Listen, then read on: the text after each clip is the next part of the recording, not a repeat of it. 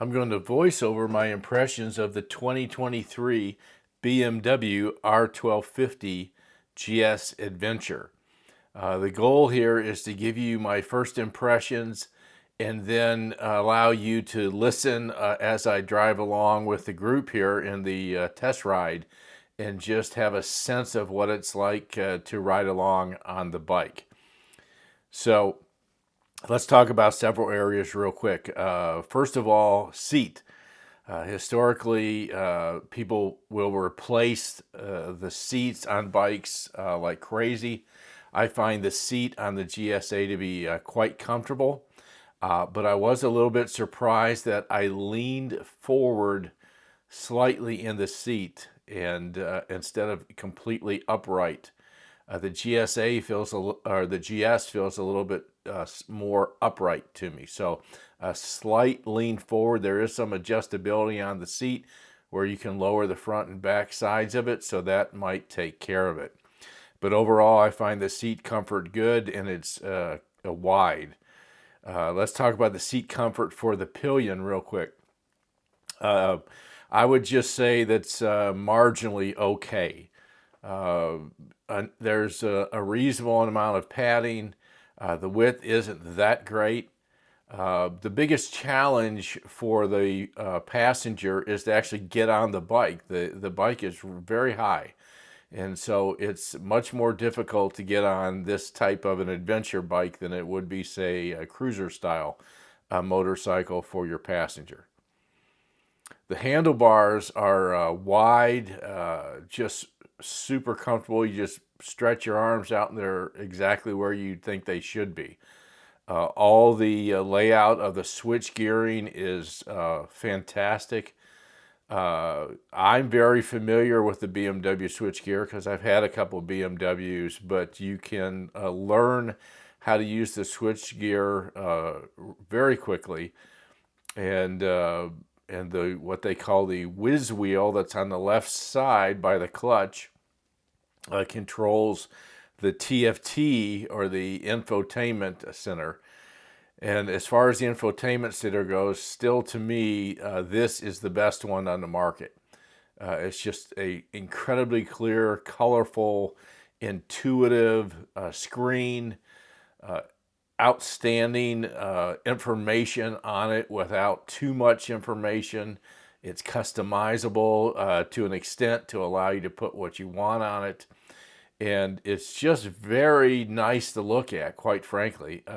It's almost distracting. It's so clear and so bright and so nice to look at. So just perfect, really.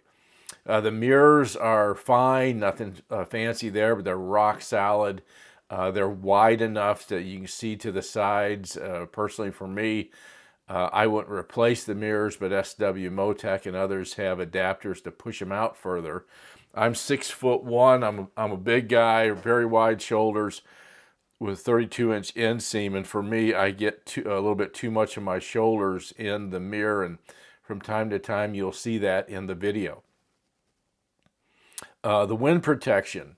This is being the GSA, this is the larger touring windscreen, and I, again, find it inadequate. If I were to ride this motorcycle, I would have to replace the windscreen right off the bat. You'll hear in the video getting a lot of wind noise directly into the helmet. It almost was better in a lower position than an upper. You'll see me trying to adjust it several times, and I just couldn't get it up high enough to give me adequate coverage on my helmet, and I was getting hammered on my helmet pretty much the whole ride. So the windscreen would have to be replaced or have a deflector put on the top of it. The engine is just amazing, absolutely amazing with the shift cam technology.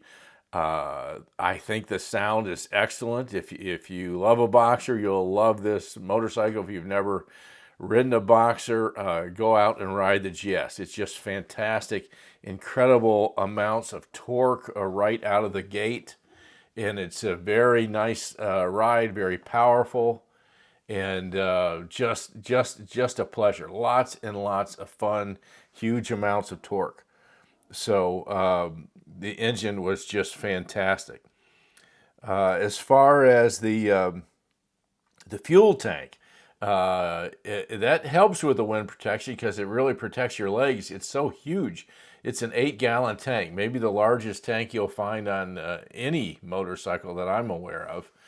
But I found it to be great for protecting my legs against the wind. And because I'm used to adventure bikes, I did not find it too heavy or too top heavy. I didn't have any problem with it at all. But if you're very new to adventure bikes, this one you may want to stay away from and go to the GS.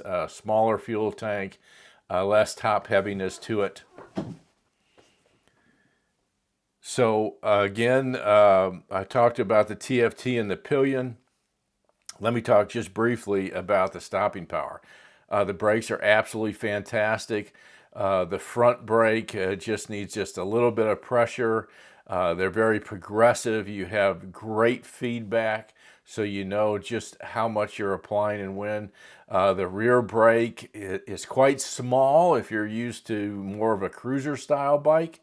Very small pedal, but it works very well at the same time.